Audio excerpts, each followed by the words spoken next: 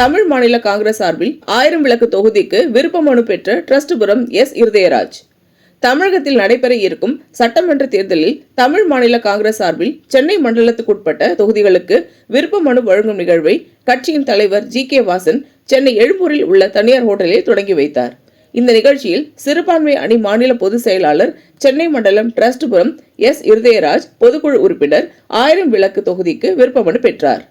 இந்நிகழ்வில் மாநில சிறுபான்மை அணி வடக்கு மற்றும் தென் மண்டலம் தலைவர் நயினார் ரவுத்தர், மாநில பொதுச் செயலாளர் ஜி. வெங்கடேஷ், ராஜம் எம். நாதன், மாநில நிர்வாகிகள் விடியல் சேகர், டாக்டர் ராமன், சக்தி வடிவேல், முனைவர் பாஷா, மாவட்ட தலைவர்கள் மலையூர் புருஷோத்தமன், கோவிந்தசாமி, காந்தியம் வெங்கடேஷ், துரை, வடபழனி பிரபாகர், வழக்கறிஞர் அணி தினேஷ்குமார், இளைஞர் அணி கோபாலகிருஷ்ணன், காஞ்சிபுரம் சார்லஸ், எழும்பூர் சார்லஸ் உள்ளிட்டோர் கலந்து கொண்டனர். தலைவர் ஜி. வாசன் நிர்வாகிகளுக்கு மத்தியில் உரையாற்றுகையில் விருப்ப மனு பெற்ற அனைவருக்கும் வாழ்த்துக்கள். கடந்த 8 மாதங்களாக தீவிர களப்பணியாற்றி வருகிறோம். தேசிய ஜனநாயக கூட்டணியில் தமிழ் மாநில காங்கிரசின் பலம் மற்றும் வெற்றி வாய்ப்புகளின் அடிப்படையில் கடந்த முறையை விட கூடுதல் தொகுதிகளை பெற பேச்சுவார்த்தை நடத்தப்படும் என்றார். மேலும் அவர் பேசுகையில் தேர்தலில் போட்டியிட விரும்பும் கட்சி நிர்வாகிகளை ஊக்குவிக்கும் வகையில் அவர்களிடமிருந்து விருப்ப மனுக்களை பெறும் பணி சிறப்பாக நடைபெற்று வருகிறது.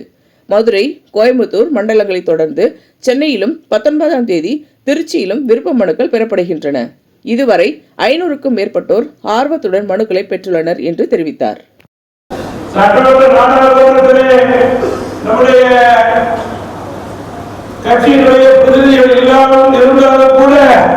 தமிழகத்திலே ஒரு முக்கியமான கட்சியாக மட்டுமில்லாமல் மரியாதைக்குரிய கட்சி என்று தமிழ் மாநில காங்கிரஸ் கட்சி என்று நாம் பெயரெடுத்திருக்கிறோம், செயல்பட்டுக் கொண்டிருக்கிறோம் என்றால் அதற்கு காரணம் பெருந்தலைவர் வழியிலும் மக்கள் தலைவர் வழியிலும் வந்த வேலையில் இருக்கின்ற தலைவர்களும் என் முன்னே அமர்ந்திருக்கின்ற மரியாதைக்குரிய பொறுப்பாளர்கள் என்பதை இந்த நேரத்திலே தெரிவித்துக் கொண்டு உங்களுடைய சிறப்பான பணி உயர்வழித்து என்னுடைய நன்றியை இருவரும் தெரிவித்துக் கொண்டு சட்டசபை சட்டமன்றம் நெருங்கும் நேரம் நம்முடைய குரல் ஒலிக்க வேண்டும்.